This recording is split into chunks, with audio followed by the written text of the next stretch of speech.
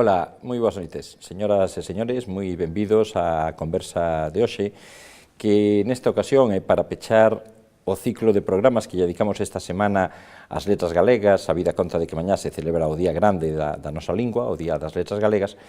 Digo que imos a pechar co secretario xeral de Política Lingüística da Xunta de Galicia, Valentín García Gómez. El, como máxima autoridade, digamos, do que é a política lingüística que desenvolve, que se impulsa desde a Administración, terá moitas cousas que contarnos e que falarnos nos diversos campos que están a traballar para fornecer aínda máis a nosa lingua. Moi boas noites e benvido, don Valentín. Hola, boa noite. Como vai todo? Pois ben, eu creo que bastante ben nestes días tan especiais para as letras e para o noso idioma, non? Son datas de moito traballo, tamén de moitísimas iniciativas. Non só estes días, todo o ano. Non só estes días, durante todo o ano, pero estes días incrementase máis, obviamente, porque afortunadamente non se celebra agora xa só o Día das Letras Galegas, senón xa a Semana das Letras Galegas, o mes das Letras Galegas, levamos preparando toda a programación, colaborando no impulso de moitos proxectos que digamos que o día 17 pois, é o día da gran festa, non? Da nosa lingua. Pensa vostede que realmente a lingua pódese, como decía ahora na presentación, fornecer desde a Administración, ou como hai moita xente que ten sostido en ocasións que pódese culpar de desamparo en ocasións as linguas, das políticas lingüísticas, pero que papel xoga a Administración realmente para manter viva unha lingua e que papel xoga a familia, que papel xoga, sobre todo as familias e a sociedade en xeral?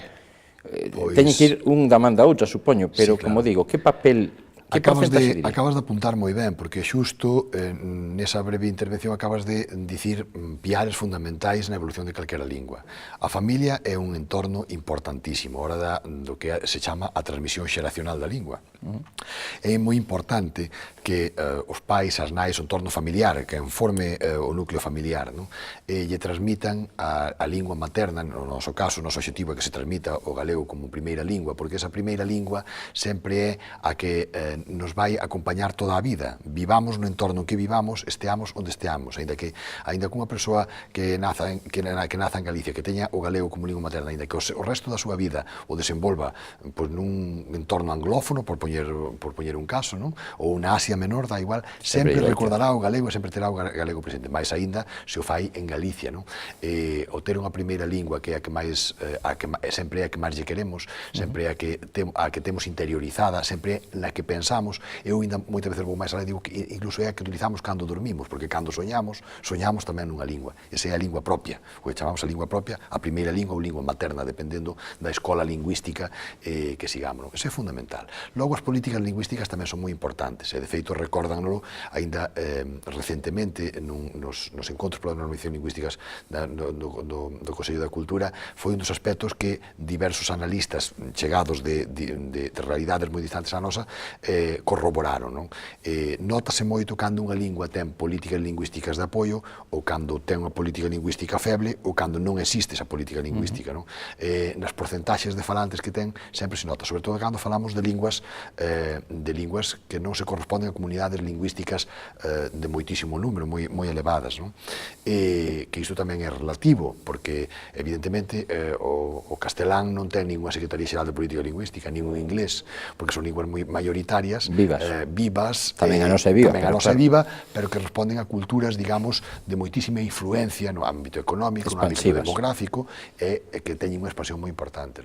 Logo tamén hai outras linguas moi distintas a nosa, que que no seu entorno son consideradas linguas minoritarias ou linguas minorizadas e que teñen millóns e millóns de falantes, pois como pode ser, por exemplo, o bengalí no entorno do que é a fala do hindú como lingua minoritaria, claro. Entón, claro, estamos falando de linguas que teñen ao mellor 20 millóns de falantes, pero no seu entorno son consideradas minoritarias, cando en realidade para nós sería unha lingua cun poderío tremendo demográfico. Entón, son necesarias políticas lingüísticas? Sí, son definitivas, e máis aínda cando falamos no noso entorno occidental, onde linguas como a nosa son linguas moi antigas, con unha tradición literaria moi importante, con unha tradición histórica moi importante, con unha proxección cara ao futuro tamén moi importante, pero claro que son linguas dun país que ten 2.600.000 habitantes, este dato non podemos esquecer.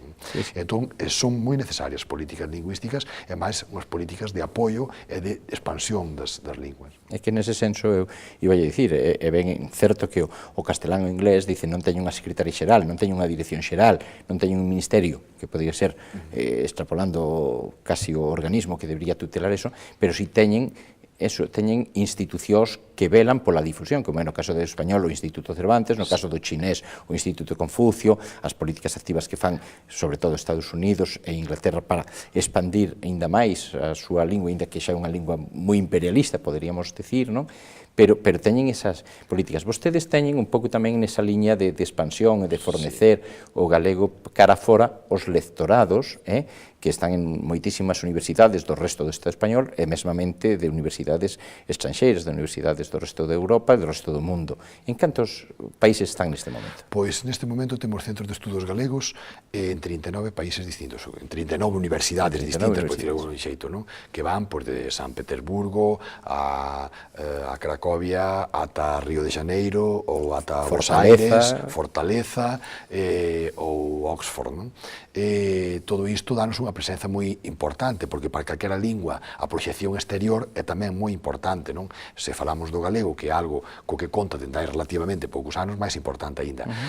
Porque, por un lado, expande a nosa lingua, crea embaixadas lingüísticas, por decirlo así, tamén o que fai é formar especialistas na nosa lingua nos lugares moi afastados do mundo, e por outro lado tamén nos dá algo que para calquera lingua é moi importante, no galego aínda máis, que é o prestixio interior. É dicir, os galegos e as galegas son dos problemas que tivemos históricamente que a nosa lingua foi infravalorada, ou considerar que era unha lingua para falar entre nós, ou unha lingua, digamos, das clases traballadoras, dos pobres. O outro día, o luns desta semana, estaba aquí iniciando este turno, digamos, de entrevistas de xeito monográfico, dedicado, centrado no que o ámbito da lingua galega, decía o presidente da Real Academia Galega, Xesús Alonso Montero, que, claro, que era unha lingua considerada de pobres, e que os pobres parece que sempre se lles ten medo, que se escapa deles. Comparte vostede un pouco esta apreciación, porque a burguesía galega nunca defendeu debidamente o galego, esa é a realidade. Evidentemente, porque a procedencia desa burguesía moitas veces eran de capas sociais que eran foráneas ou que polo menos tiñan unha gran influencia de fora de Galicia, igual que as elites, non sei, do ámbito administrativo ou do ámbito eclesiástico, por exemplo, porque viñan de fora.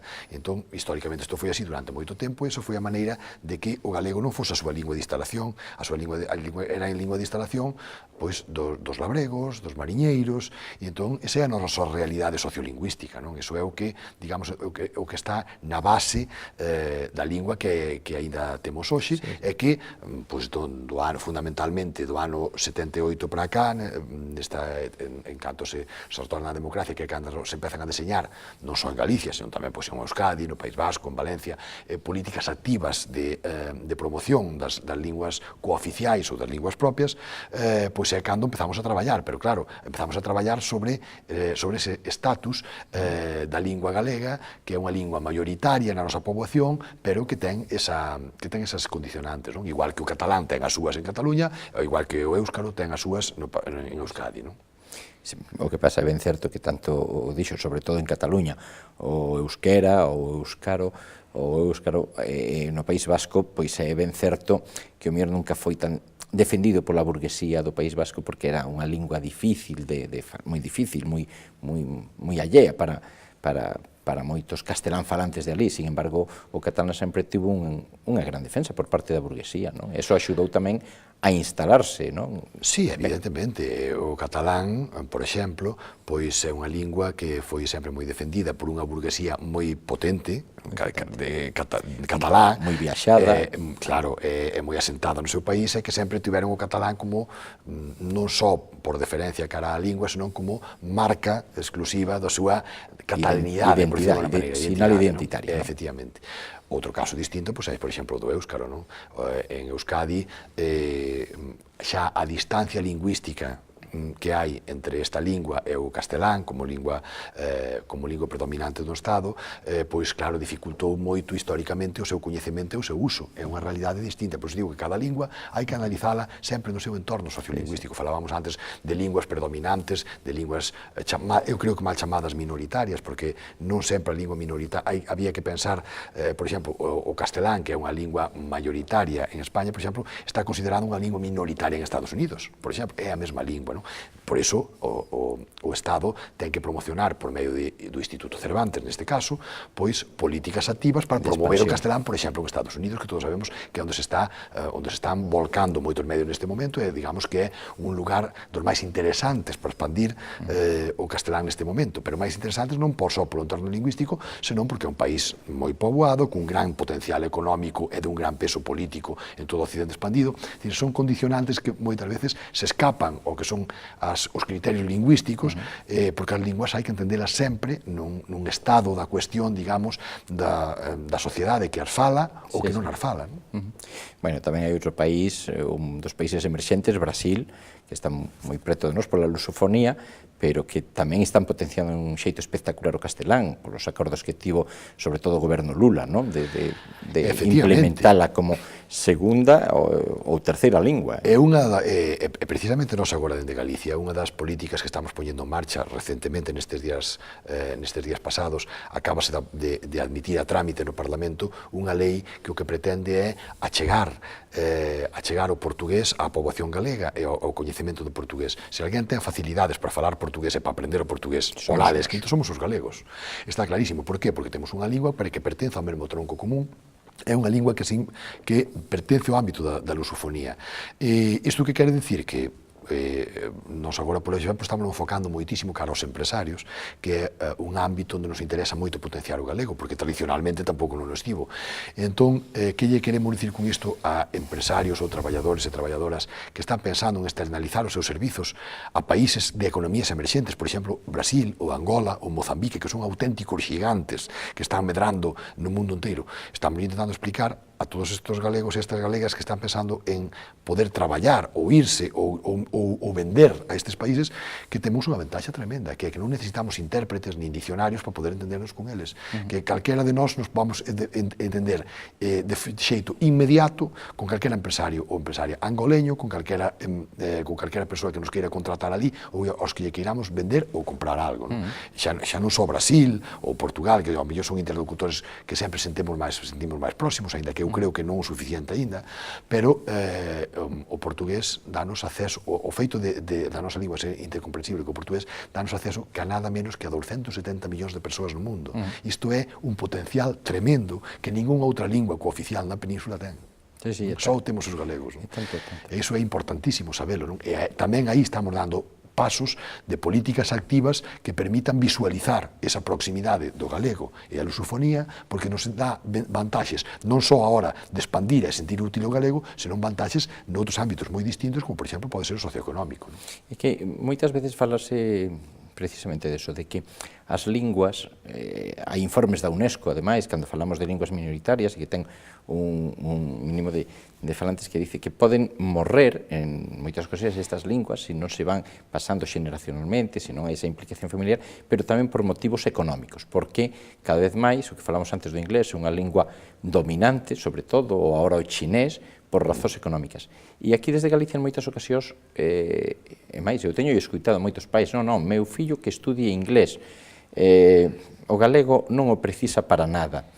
Por enriba desos términos tan mercantilistas aplicados á lingua, vostede como secretario xeral seguro que está a defender, tamén dentro da política que emana da propia Consellería na que está escrita a súa Secretaría Xeral, a Consellería de Cultura e de Educación e Ordenación Universitaria, o impulso de outras linguas, da lingua do inglés maiormente. Pero me imagino que vostede como Secretario Xeral será dos que defende que non se pode desprezar o galego, que hai que falalo, e porque ademais é unha vantaxe, como dice vostede, para aqueles que falamos dúas linguas de pequenos, sempre vamos ter esa facilidade para outras, non? Sí, efectivamente. A ver, aquí, contra ese discurso, que é un discurso errado, por ser parcial, como moitos discursos neste mundo, non? Pois, dentro do goberno galego que estamos impulsando a idea do plurilingüismo. A ver, en Galicia, igual que en todo o entorno do Estado español, sempre tivemos un problema endémico, non? Que é o descoñecemento de linguas estranxeiras, non? Isto é algo que non é que o diga eu hoxe aquí, senón que é un discurso que ten centos de anos. É dicir, o feito de estar ao mellor situados no lugar de Europa onde estamos contrasta con outros países que ao mellor, sen estar mellor situados que a nós, digamos, centroeuropeos, onde o plurilingüismo é unha realidade de moitos anos, mesmo con os nosos veciños portugueses, contrastamos moitas veces, a ninguén se lle escapa, é un comentario moi fluido entre nós, pois, por exemplo, do dominio do inglés que teñen os portugueses. Total.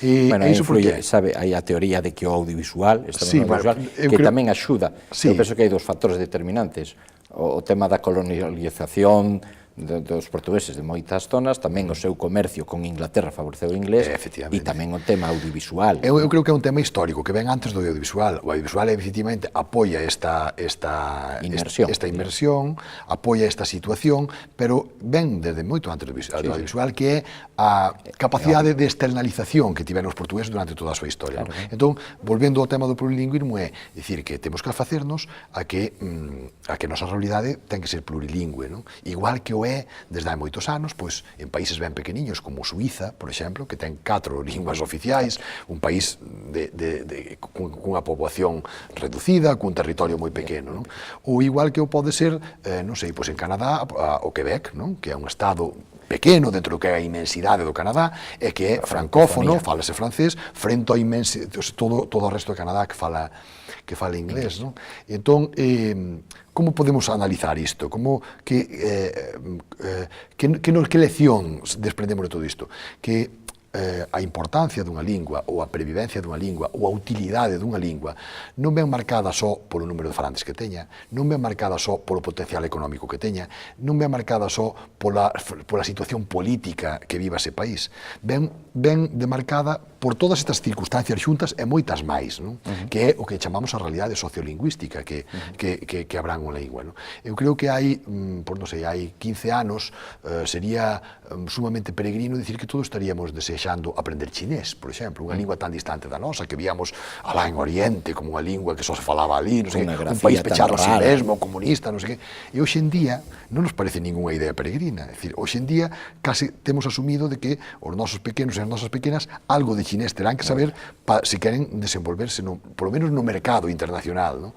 Entón, a realidade cambia día a día. A realidade do galego e da nosa lingua na proxección internacional, pois ten moitísimas oportunidades. É certo que non temos unha poboación grandísima, pero é certo que non por iso, non por ter a poboación que ten, por exemplo, o alemán, deixa de ser unha lingua menor, ou ninguén se lles ocurría decir que é unha lingua que non ten proxección internacional, porque certamente falase en moi poucos países. Sin embargo, é unha lingua moi considerada e con alto prestixio social. Por que? Polo potencial económico do país que a fala. Pero, volvendo ao caso galego, por iso non é tan importante esa proxección internacional. Sacar a cara fora e aproveitar todos os lazos que temos, porque un dos estigmas que sempre se acusou é que o galego do Padornelo para lá non nos vale, pero si total no resto de España non se fala o galego, pero é un potencial moi grande para entendernos co ámbito da lusofonía. E, por outro lado, tamén nos fai ser políglotas, é dicir, unha persoa pode falar unha lingua só ou pode falar varias. Os galegos, polo feito de falar dúas como mínimo xa, mesmo a Unión Europea, cando, digamos, fai as súas estatísticas, os galegos, igual que os cataláns e os vascos, contabilizamos como plurilingües. O contrario, por exemplo, non sei, de un habitante de Sevilla, por exemplo.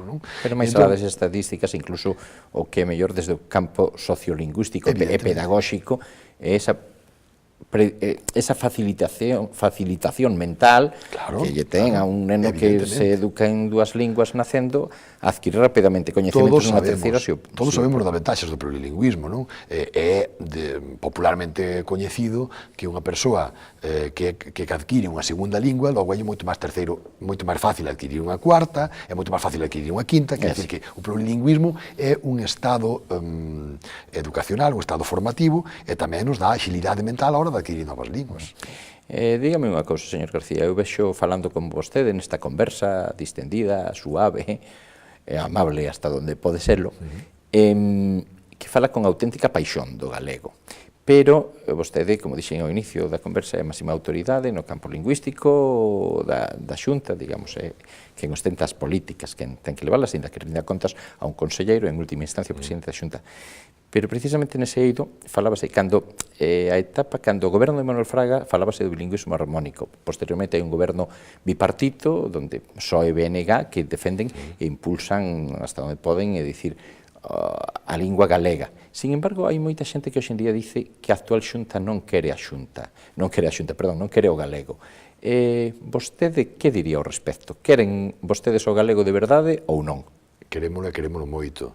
Estamos tratando, na medida posible, en a situación especial na que nos atopamos, digo, no entorno económico nos atopamos, poñer en marcha políticas activas de promoción da lingua, pero todos os días, todas as semanas, todos os meses.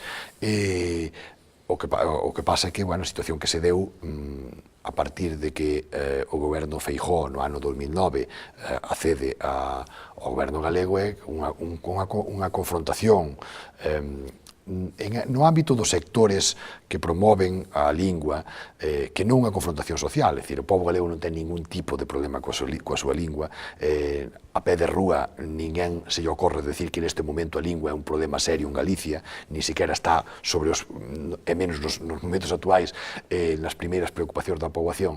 O pase que houve un desencontro no ámbito do ensino, coa aprobación do decreto 79/2010, chamado do plurilingüismo. Esa situación persiste, aínda con moita menos tensión aínda hoxe. E o ensino é un ámbito fundamental dentro da promoción da lingua, un pilar fundamental dentro do proceso de normalización lingüística. E iso está condicionando, digamos, a consideración deste goberno, pero este goberno, como digo, está dando pasos históricos, e antes puxen un exemplo, a aprobación dunha lei a toma en consideración no Parlamento dunha lei de promoción do portugués, por exemplo, ou se imos cara atrás, pois o apoio a campañas para que as redes sociais estén en galego, a difusión de dicionarios en rede, vocabularios para promover o uso do galego no ámbito da xustiza, máis actividades de dinamización lingüística que nunca para os máis pequenos e as máis pequenas, precisamente para reforzar esa transmisión xeracional da lingua que nos parece tan importante, apoio as institucións como a Real Academia Galega, o Consello da Cultura Galega, o Instituto da Lingua Galega, cos que nunca houve tan boa relación como agora. Isto todo o que estou dicindo son cousas de onte e noutronte, quer dicir que non estou apelando a logros de hai 4 ou 5 anos. Isto é o día a día da nosa política lingüística. Que pasa? Que hai sectores que, sobre todo, en base a ese desencontro por culpa dun decreto, en base tamén a rotura dun consenso que se rompeu en tempos do bipartito coa aprobación do decreto 124/2007 en tempo do goberno bipartito, cando se aproba un decreto que non tivo unanimidade, o primeiro decreto do galego no ensino que non tuvo unanimidade de todas as forzas políticas. Aprobaron igual, aínda que o PP non suscribiu, sendo o PP nese momento partido mayoritario na sociedade, aínda que non era partido de goberno. Entón, pasaron unha serie de circunstancias que fan que a situación agora mesmo no ámbito do ensino, teña ese desencontro, que logo, como digo, non se materializa en malestar por parte da poboación, nin siquiera malestar por parte da comunidade educativa, nin que teñamos agora o decreto que temos en vigor, o decreto do plurilingüismo, non crea ningún tipo de problema nos centros educativos. E ten as horas, digamos que ten manifestado, ten demostrado que o cómputo de horas de ensino en galego e en castelán é do 50%, que temos equilibrados, digamos, as horas os grupos de ensino en galego e en castelán no ámbito educativo. Outra cousa é que haxa sectores que estean pouco de acordo ou que estean nada de acordo co directo e outros moito de acordo. Aí, digamos, que é onde ven esa diferencia que estamos traballando tamén, e non nos cansamos de decir que estamos propoñendo un consenso, así o manifestou o presidente en sede parlamentaria desde o principio desta legislatura, e seguimos ofrecendo, tendo a man tendida para poder falar con institucións, con forzas políticas, para buscar ese desexado consenso no ámbito da lingua, que o pobo é o que ten, é o que sinte, é o que desexa, non? É o que nos está pedindo, e dende a política lingüística da Xunta estamos traballando todos os días para, na medida das nosas posibilidades, pois iso, gañar adeptos para, digamos, para a causa da lingua, desde as diferencias todas ideolóxicas e todos os matices que lle podamos meter por medio. Que as linguas non deben ser de ningún partido. Efectivamente, a lingua é de todos, é do pobo galego que o fala, entonces temos que buscar que sexa un motivo no que todos e todas podemos traballar, porque sobran ámbitos eidos nos que podemos empregarnos a fondo, dende o ámbito da xustiza, o sanitario, as novas tecnoloxías, a xuventude, a transmisión xeracional, a educación tamén, como non, é o ensino fundamentalmente, ata outros como son o lecer, o tempo libre. Hai moitísimo onde traballar se queremos reforzar a lingua, e aí é onde temos que volcar todas as nosas enerxías, e non moitas veces pois nestas loitas internas, non, ou intestinas, que non conducen a nada, e o único fan é entorpecer, digamos, o proceso de normalización. Temos que saber mirar máis alá, poñer a vista máis no horizonte, e saber que neste traballo, no ámbito da lingua, temos que estar todos e todas xuntas, cada un na medida das súas posibilidades, ou dos seus desexos, ou dos seus coñecementos, cada un ocupando o noso lugar, pero todos e todas somos moi importantes para traballar a favor da lingua. Pois estou convencido que vostede seguirá a traballar e entre todos defenderémola, porque temos que defender e loitar por facer que perviva esta lingua tan fermosa. Así que mañá agardo que sexa un día de festa para todos os galegos e para vostede tamén, inda que a teña cargada moi cargada a xenda con actos institucionais, pero espero que o disfrutes. Pois moitas grazas, así o faremos, sempre o facemos, é o noso gran día, é ese día para lembrarnos que temos un idioma, que temos a sorte de ter autores como Roberto Vidal Bolaño, obras como os Cantares Galegos de Rosalía de Castro, que son auténticas xoias xa do patrimonio cultural, non só xa dos galegos e das galegas, senón que trascenden moito máis alá da nosa cultura e da nosa xeografía. É un día para sentirnos moi orgullosos, para pensar que a Galicia ten unha lingua centenaria que está asombrando o mundo en moitísimos lugares tan distantes de nós como o Xapón, que se van a celebrar ali o Día das Letras Galegas tamén, logros que hai anos serían impensables, e que hoxe estamos presentes en todas as partes do mundo que respetan profundamente a nosa cultura e o noso idioma. Pois sigamos nesa liña. Moitas gracias por haber compartido este tempo con nosotros. Gracias a vos. A todos vostedes tamén moitísimas gracias por compartilo así mesmo co secretario xeral de Política Lingüística, con nosotros mesmos. O que lles digo sempre, cando se vayan a cama, por favor, dentro dun cachiño, teñan felices e dulces sonos, porque xa saben, sempre debemos soñar. Agora ben, como decía antes o Valentín García, si soñamos en galego, mellor que mellor.